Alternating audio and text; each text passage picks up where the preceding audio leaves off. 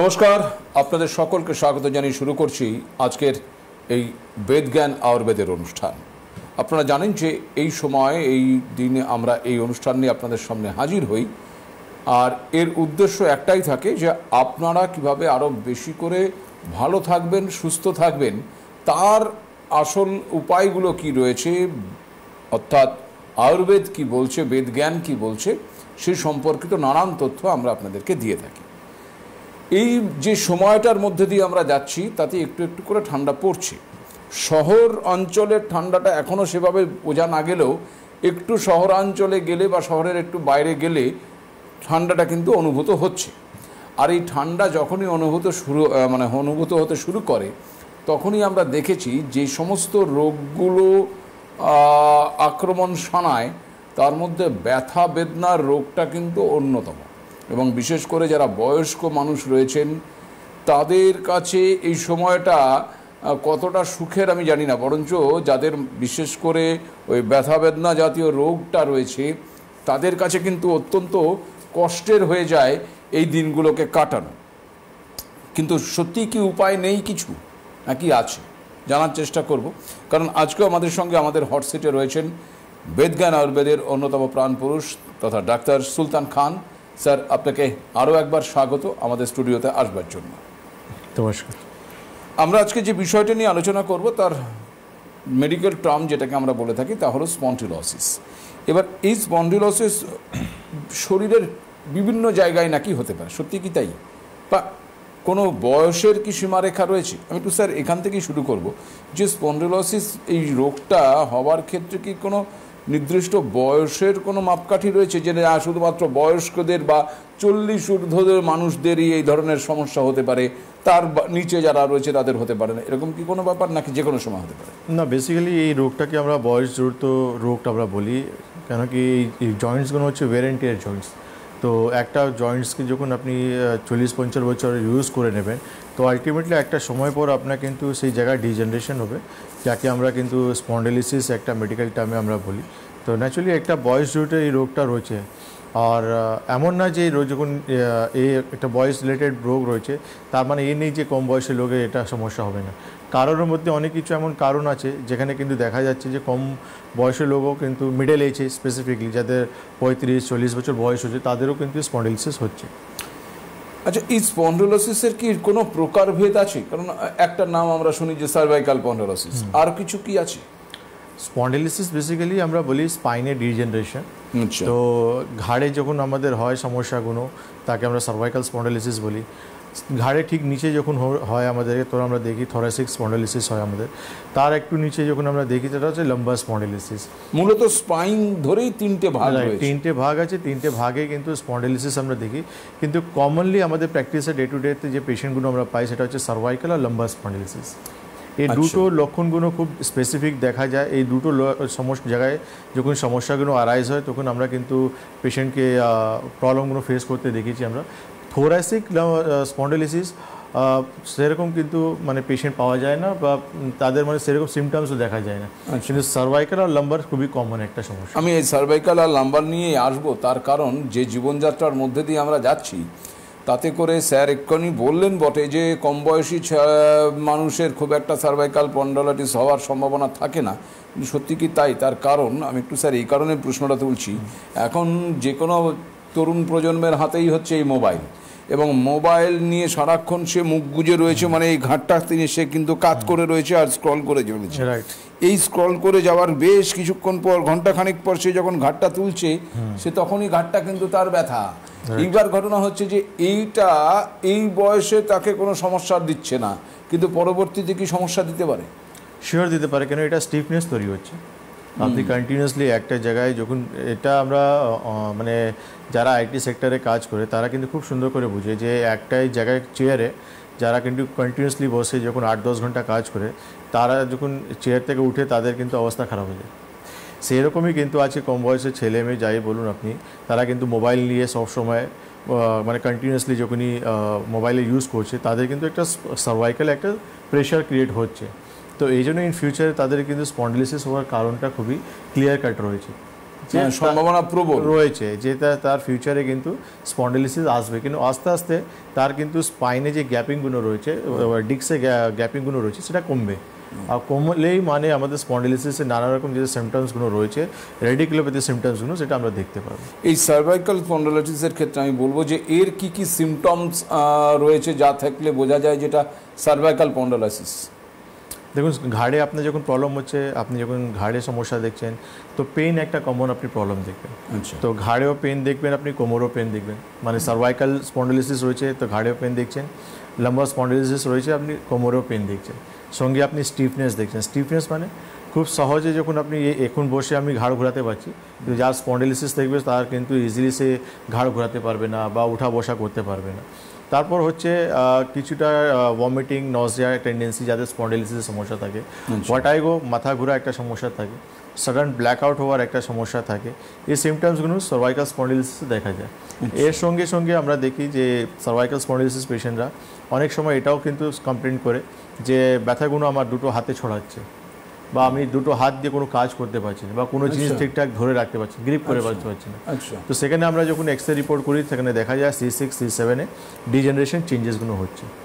আর নাম্বারে যেটা আমরা দেখি, যখন পেন, স্টিফনেস এটা তো থাকে, তার সঙ্গেও কিন্তু অনেক পেশেন্ট এটাই বলে যে কোমর থেকে ব্যথা পায়ের দিকে নামছে আমাদের, আমরা পায়ে রাত্রেবেলা পায়ে হঠাৎ করে টেনে রাখছে আমার, তো এটা কিন্তু একটা স্পন্ডিলিসিসের লক্ষণ। তো দু জায়গায় কিন্তু এই সিমটমসগুলো দেখা যায়।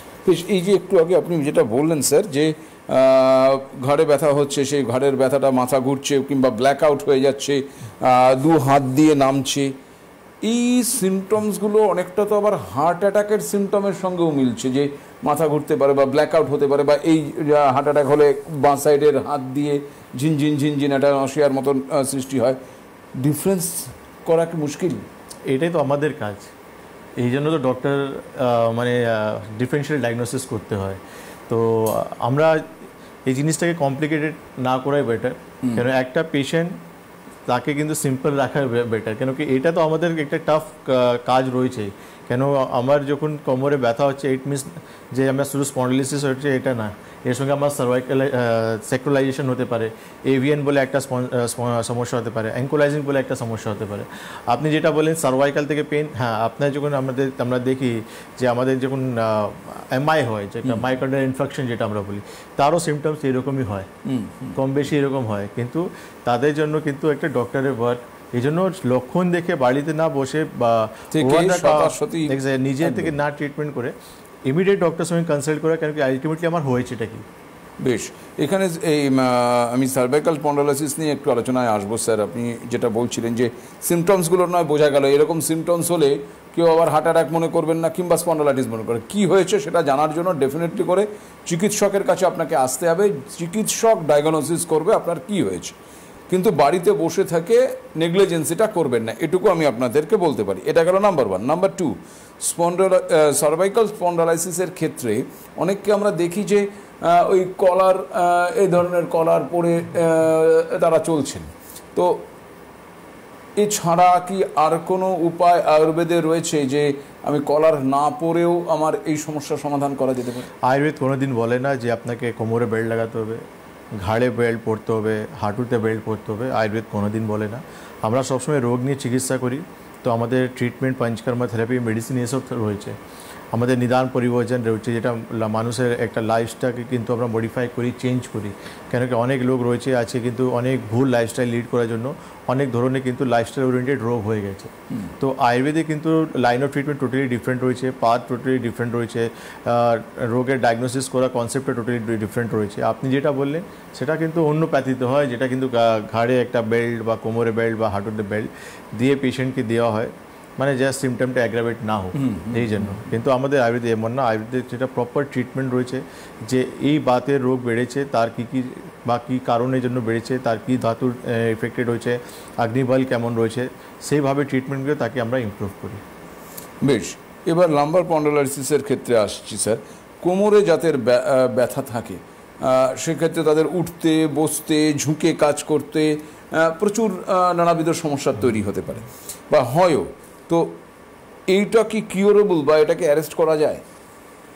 দেখুন, আমরা স্পন্ডিলাইটিসের ট্রিটমেন্ট আমরা পুরোপুরি বলি কিউরেবল, কিউরেবল? Yes, curable. কেন কি আয়ুর্বেদে আমরা অনেক পেশেন্ট দেখিয়েছি যারা কিন্তু মানে স্পন্ডিলিসিস তো একটা প্রাইমারি সমস্যা, কিন্তু আমরা এখানে অনেক পেশেন্টদের বক্তব্য দেখিয়েছি যারা কিন্তু রেটিকুলোপ্যাথি, মাইলোপ্যাথি সমস্যার সঙ্গে আক্রান্ত রয়েছে।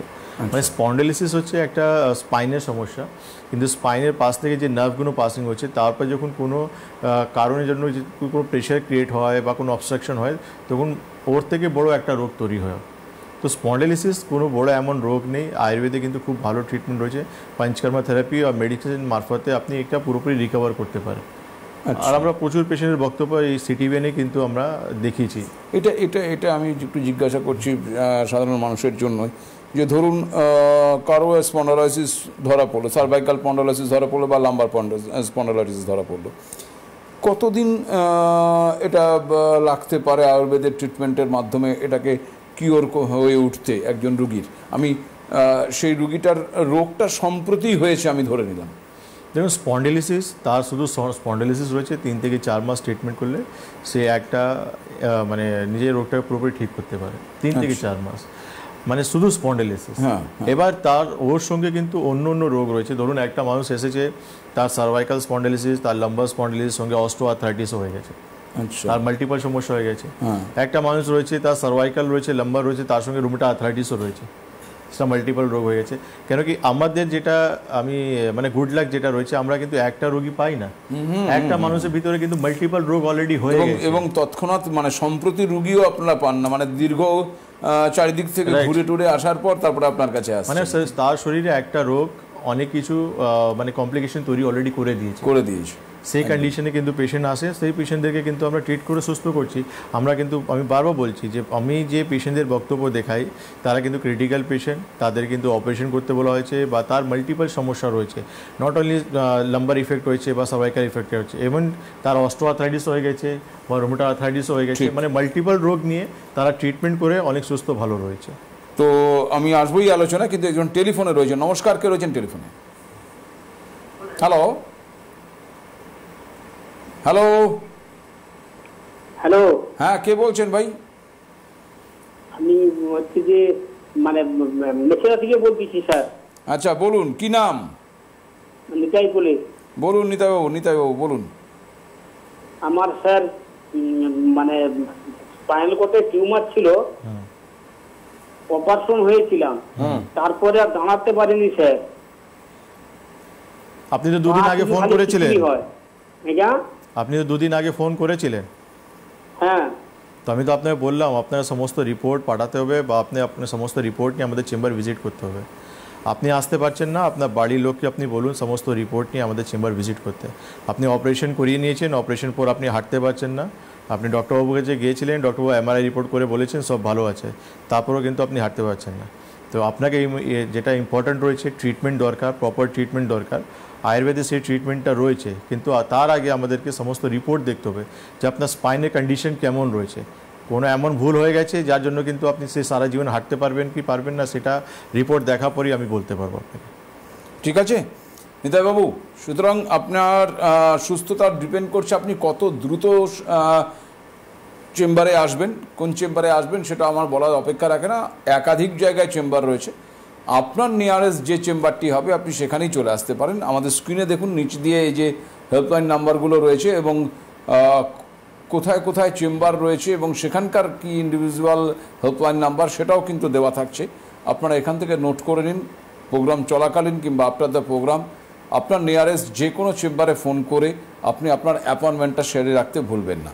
এনিওয়ে, আমরা যেখানে ছিলাম আবার একটু সেখানে ফিরে আসি। আমরা সার্ভাইকাল স্পন্ডালোসিস নিয়ে আলোচনা করছিলাম।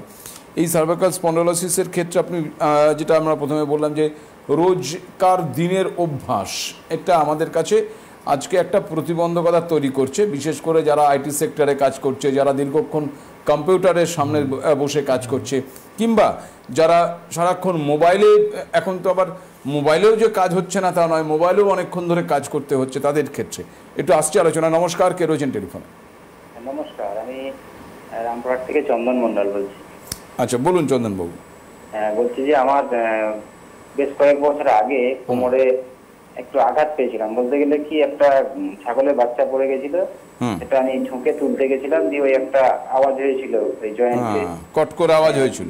হ্যাঁ হয়েছিল। তারপরে কিন্তু আর কয়েক বছর ব্যথা ট্যাথা কিছু হয়নি।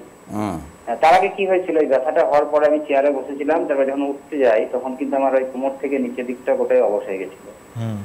তারপরে একটু দেওয়াল ধরে দাঁড়িয়ে মোটামুটি ঠিক হয়ে যায় এবং 4-5 বছর কিছু হয়নি। তারপরে আস্তে আস্তে একটু ব্যথা বেড়েছে। তো আমার কাছে চাষের কাজ করতে হয়, ঝুঁকে কাজ করতে হয়। তো আমি ডাক্তার দেখিয়েছিলাম, যেহেতু আমাদের সেরকম ভাবে দেখাবার নাই, পরিস্থিতি নাই বলে কোনো উচ্চ ডাক্তারের কাছে যেতে পারে না। কাছাকাছি আমি একটু হোমিওপ্যাথিক দেখাই। তো এখন এই রিসেন্টলি চাষের আগে আর কি, আমাদের আষাঢ় মাসের দিকে টাইমে আমার বলে গিয়েছিল বস্তা তুলতে। আপনি এক্সরে রিপোর্ট করিয়েছেন? তখন আমাকে কিছু করতে বলেননি ডক্টর। ঠিক, আপনি টিভি স্ক্রিনে থাকুন, আপনি শুনতে থাকুন চন্দনবাবু। ফোন আপনি সময় নষ্ট করেছেন আর কিছু করেননি। আপনাকে সবথেকে প্রথম কাজ ছিল সেটা হচ্ছে ইমিডিয়েটলি আপনার এক্সরে রিপোর্ট বা এমআরআই রিপোর্ট করা উচিত ছিল। আপনি ওষুধ খাচ্ছেন, আপনার ওষুধে কোনো উপকার হচ্ছে না, তো আপনার যেটা সবথেকে প্রাইমারি কাজ সেটা হচ্ছে আপনি ইমিডিয়েটলি ইনভেস্টিগেশন করা উচিত ছিল আপনার। কেন যে ডক্টরবাবু আপনাকে ওষুধ দিচ্ছেন, এর একটা ইনকোয়ারি বা একটা সাসপেক্ট করে উনি কিছু ওষুধ দিচ্ছেন, কিন্তু কনফার্মেশন কিছু নেই।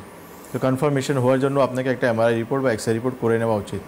করে আপনি দেখুন কোন চেম্বার আপনার পাশে পড়ছে, সেখানে যোগাযোগ করুন একবার।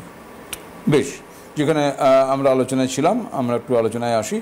এইবার ঘটনা হচ্ছে যে এই যে লাইফস্টাইল, এই লাইফস্টাইল ঠিক করার পদ্ধতি কি আপনারা বলে দেন যে কীভাবে এই কাজগুলোই করবেন আপনারা, কিন্তু সেই ক্ষেত্রে কি জেস্চার হবে, পশ্চার হবে বা কি মেনটেন করতে হবে, সেটা কতটা গুরুত্বপূর্ণ হবে? দেখুন, আপনি যখন কারণটা জানবেন যে আপনার যখন লাইফস্টাইল ওরিয়েন্টেড রোগ রয়েছে, তো আপনাকে তো লাইফস্টাইল চেঞ্জ করতেই হবে। আর আপনি ভুল লাইফস্টাইলের জন্য আপনার রোগ হয়েছে। আপনি এক জায়গায় বসে কন্টিনিউয়াসলি 6 ঘন্টা 7 ঘন্টা যখন আপনি অফিসে কাজ করছেন, তো ন্যাচুরালি আপনার ব্লাড সার্কুলেশন কমছে। ব্লাড সার্কুলেশন কমা মানে হচ্ছে আপনার ডিজেনারেশন হবে। তো সেখানে কিন্তু আপনাকে এমন কিছু অ্যাক্টিভিটি করতে হবে যেখানে কিন্তু আপনি ব্রেক নিতে পারবেন। আচ্ছা, আপনার কাজ করবেন, আপনার চেয়ার ছেড়ে আপনাকে যেতে হবে না, কিন্তু চেয়ারের পাশেই কিন্তু আপনাকে কিছু ফ্রি হ্যান্ড এক্সারসাইজ করতে হবে, তাতে আপনার ব্লাড সার্কুলেশন প্রপারলি মেনটেন হবে। আচ্ছা আচ্ছা, তার মানে আপনি বলছেন যে এই ধরুন আমি এই চেয়ারে বসে রয়েছি এবং দীর্ঘক্ষণ ধরে আমি ল্যাপটপে বা কম্পিউটারে কাজ করছি, আধ ঘন্টা কাজ করার পর একটু চেয়ার ছেড়ে উঠে পাশেই দাঁড়িয়ে একটু স্ট্রেচিং করলেন, একটু ফ্রি হ্যান্ড এক্সারসাইজ করলেন, আবার বসে আপনি কাজ করেন। দেখুন, কাজ তো সারা জীবনই রয়েছে, কিন্তু শরীর থেকে বড় জিনিস মানে যখন আপনি অন্য জিনিসকে ইম্পর্টেন্ট দেবেন, তো আলটিমেটলি সেই সাফারটা কিন্তু আপনার শরীর করবে। আর আপনি খুব জোর হবে একটা সময় পর্যন্ত কিন্তু আপনি সার্ভিস দিতে পারবেন, তারপর আপনি পারবেন, তারপর আর পারবেন। কেন কি যখন এই কম্প্রেশনটা যখন অনেক বেশি বেড়ে যাবে আর এইটাই যখন আপনার নিউরোলজিক্যাল দিকে বা মাইলোপ্যাথি দিকে আপনার সমস্যা টার্ন করবে, তখন কিন্তু আপনি কাজ করতে পারবেন। বেশ, আর এবার টেলিফোন রয়েছে। নমস্কার, কে রয়েছেন টেলিফোনে? হ্যালো, আমি বালুরঘাট থেকে বলছি। কে বলছেন দিদি? সুধা মাহাতো।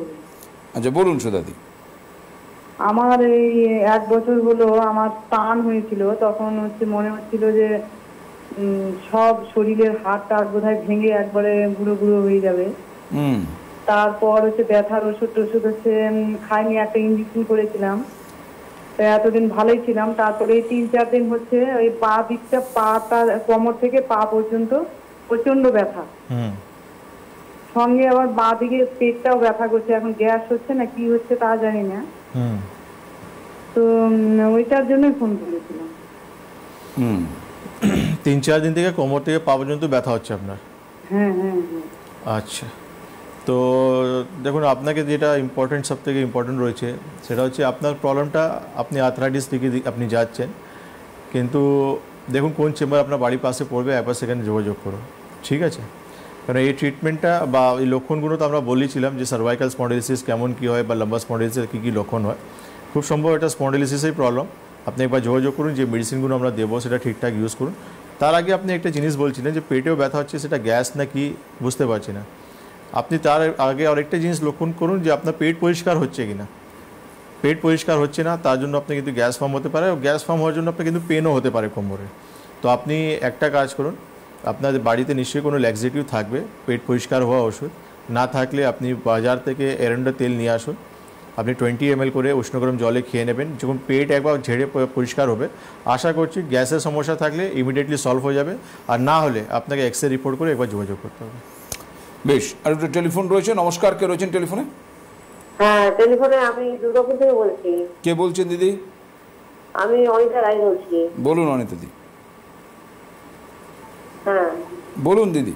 অনিতা রায় বলছি। হ্যাঁ শুনতে পাচ্ছি দিদি, বলুন। হ্যাঁ, আমার এরকম কোমরের লাম্বার প্যারালাইসিস হয়েছে, ঠিক আছে?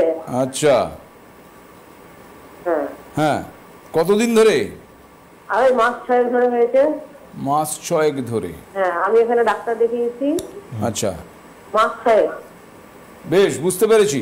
আপনি ডাক্তার দেখিয়েছেন এবং মানে সেগুলো টেস্ট করিয়েছেন, ডাক্তার যা টেস্ট করতে বলেছে হ্যাঁ, করে আপনি জানতে পারলেন আপনার লাম্বার স্পন্ডাইলাইটিস হয়েছে। এখন কেমন আছেন? ব্যথা করছে? এখন ব্যথা নেই, কিন্তু আমাকে বলেছে ঝুঁকে কাজ করা বারণ, মানে যে কোনো ভারী জিনিস তোলা বারণ, তারপরে কাছাকাছি করা বারণ, অনেক কিছু বারণ করেছে। এবার শুধু কাজ করতে গেলে ঝুঁকতে তো হয়। মানে যেগুলো বারণ করেছেন সেগুলো আপনি করছেন? করছি না, যতটা পারছি অ্যাভয়েড করেই চলছি, বুঝতে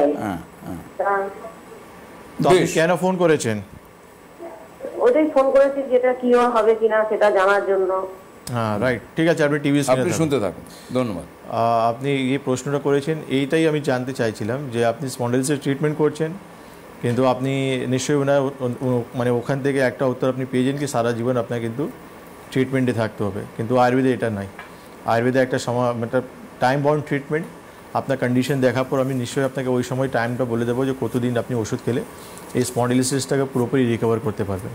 আর আপনি এটা ঠিক বলেছেন, আপনি বাড়ি মানে আপনার দায়িত্ব রয়েছে, আপনার কাজকর্ম করতেই হবে, কিন্তু আপাতত আপনি একটু সামলান। আমি সামনেই কিন্তু দুর্গাপুরে আমার ডেট রয়েছে, একটু হেল্পলাইন নাম্বার আপনি ফোন করে জেনে নিন, সেখানে এসে যোগাযোগ করবেন, আমি বলে দেবো সেই টাইম পর্যন্ত আপনি ট্রিটমেন্ট করবেন, তারপর আপনি কিন্তু ইন্ডিপেন্ডেন্ট লাইফ লিড করতে পারবেন। ধন্যবাদ অনিতাদি, আপনি খুব শীঘ্রই কিন্তু দুর্গাপুরে যাচ্ছেন ডাক্তারবাবু। আপনি দুর্গাপুরে থেকেই কিন্তু ডক্টর সুলতান খানকে আপনি দেখিয়ে নিতে পারবেন। শুধুমাত্র দুর্গাপুরে নয়, আমি এক্ষেত্রে আবারও আপনাদেরকে একটু মনে করিয়ে দিই, দেখুন আমার একেবারে নিজ দিয়ে যে স্ক্রলিংয়ের মাধ্যমে বা স্ট্রিপিংয়ের মাধ্যমে যে তথ্যগুলো আপনাদেরকে দেওয়া হচ্ছে, ইটস ভেরি ইম্পর্টেন্ট।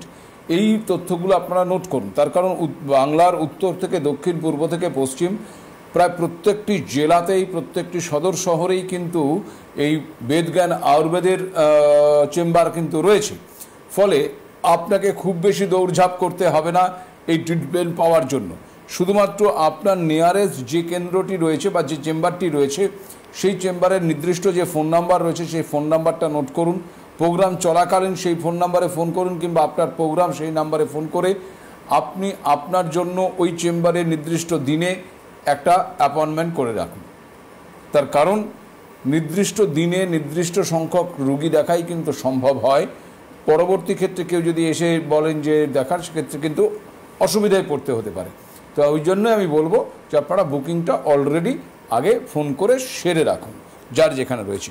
এবং আরেকটা ব্যাপার আমি একটু বলবো স্যার, আপনাকে একটু অপেক্ষা করিয়েই আমি বলছি, অনুমতি নিয়েই, সেটা হচ্ছে যে দেখুন একটু এই এতক্ষণ যে কথাবার্তাগুলো, এই কথাবার্তার মাঝখান দিয়ে একটা বিষয় আমি উপলব্ধি করলাম যে আয়ুর্বেদ এই বিষয়টা ভারতবর্ষের সবচেয়ে প্রাচীন চিকিৎসা পদ্ধতি, অথচ আমরা এতটাই নিজেরা আধুনিক হয়ে পড়েছি, সেই আধুনিকতার জায়গায় দাঁড়িয়ে নিজেদের যে চিকিৎসা পদ্ধতি তাকে খুব একটা গুরুত্ব আমরা দিই না দিয়ে অন্য প্যাথিকে করি। আমি সেগুলোকে অসম্মান করছি না, ঠিক আছে, খুব ভালো, কিন্তু প্রশ্ন হচ্ছে যে এই আয়ুর্বেদের কাছে যখন আমি আসছি, আপনার কথার ক্ষেত্রেই বলছি, তখন আমার সাতঘাটের জল খাওয়া হয়ে গেছে আর কি।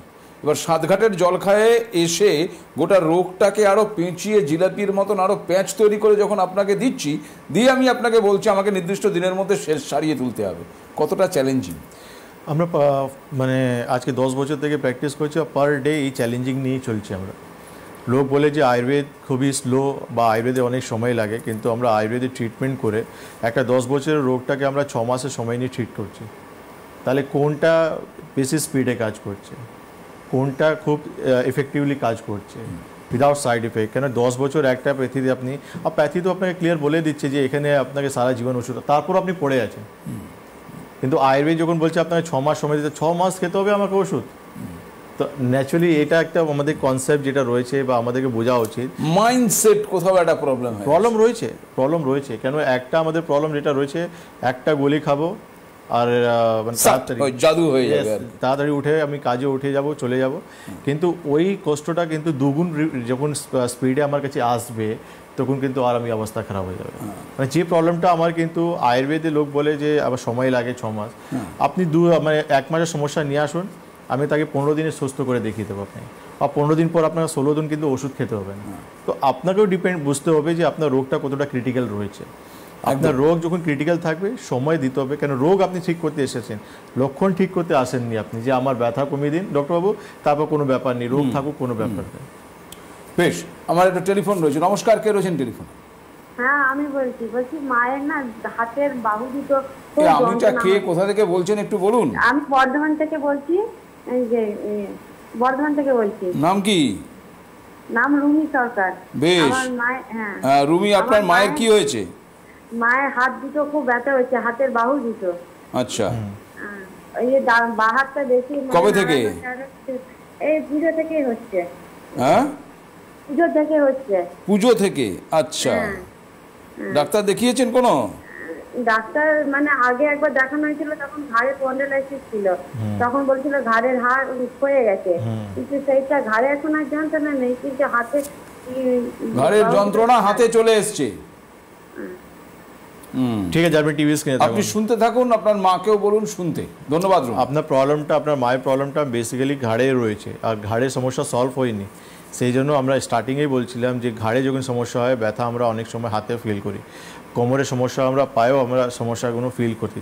তো আপনার মায়ের প্রবলেমটা সলভ হয়নি, আপনার যা রিপোর্ট হাতে রয়েছে বা আপনার মাকে নিয়ে আপনি আমাদের বর্ধমান চেম্বার রয়েছে, সেখানে যোগাযোগ করুন, ট্রিটমেন্ট করান, দেখবেন খুব তাড়াতাড়ি উনি সুস্থ হয়ে নর্মাল লাইফ লিড করতে পারবেন। একেবারেই। তো আমি আবারও একই কথা আপনাদেরকে বলবো যে যত দ্রুত আয়ুর্বেদের হাত ধরবেন, যত দ্রুত বেদজ্ঞানের হাত ধরবেন, তত দ্রুত কিন্তু আপনি সুস্থতার পথে যাবেন, অন্তত আয়ুর্বেদ তাই বলছেন। ডক্টর খান যেটা বলছেন সেইখানটা আমার একটা প্রশ্ন, স্যার এই যে আপনি বললেন যে আমাদের একটা প্রবণতা রয়েছে ম্যাজিক হয়ে যাবে, আর খাবো ব্যথাটা কমে যাবে, খাবো রোগটা সেরে যাবে। আর কি, রোগটা তো সারবে না, উপশমগুলোর উপর একটা আস্তরণ দিয়ে দেওয়া হবে যাতে তুমি ভাই বুঝতে না পারো। পরবর্তীতে সেই ওষুধটাই আবার ওই ডোজের জন্য আর চলবে না, কিছুদিন পর তখন আবার আপার ডোজ বা হাই ডোজে আমাকে যেতে হবে।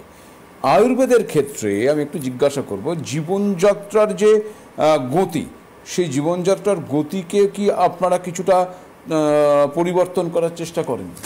যে না ভাই তুমি এই সময় এই কাজটা করতে পারবে না, বা এইভাবে তোমাকে চলতে হবে, এইগুলো খেতে হবে, এগুলো খেতে পারবে না। এই দেখুন, আয়ুর্বেদে দিনচার্যা, ঋতুচার্যা এটা বলা হয়েছে।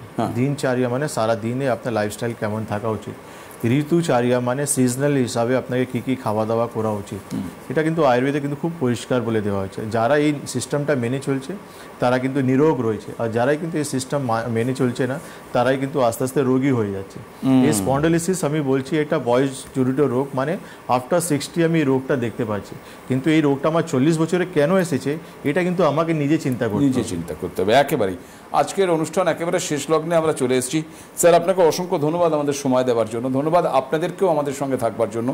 আবার দেখা হবে, কিন্তু আবারও বলবো যারা বেদজ্ঞানের হাত ধরতে চাইছেন দ্রুততার সঙ্গে ধরুন। আজ এ পর্যন্তই, নমস্কার।